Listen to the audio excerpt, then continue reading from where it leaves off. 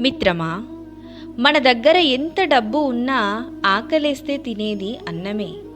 మనకు ఎంత గుర్తింపు ఉన్నా చూసేది మన గుణాన్నే. మనిషి ఆరోగ్యం కంటే ముఖ్యమైనది ఏమీ లేదు. ఆరోగ్యంగా ఉంటే అన్నీ సంపాదించవచ్చు.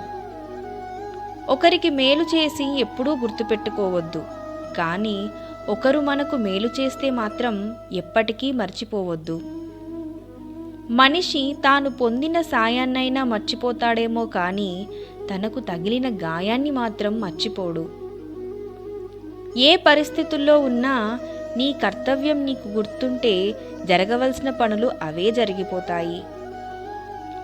నమ్మకం, ప్రాణం రెండూ ఒకటే. ఒక్కసారి పోతే మళ్ళీ తిరిగి రావు. నమ్మిన వారిని మోసం చేయకు, మోసం చేసిన వారిని నమ్మకు. ఏ మనిషికైనా మనం విలువ ఇవ్వగలం, కానీ విలువ తేలేము. అది ఎవరికి వారే సంపాదించుకోవాలి.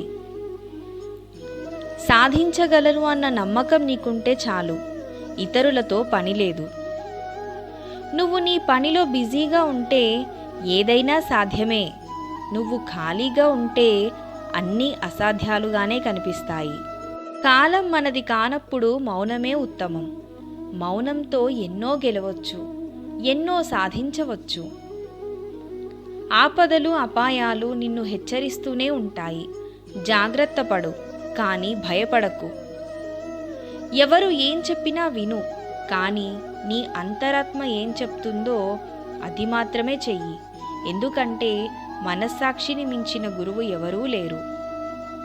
గెలిచానని గర్వపడకు, ఓడానని బాధపడకు. ఈ రెండే నిరాశకు కారణాలు.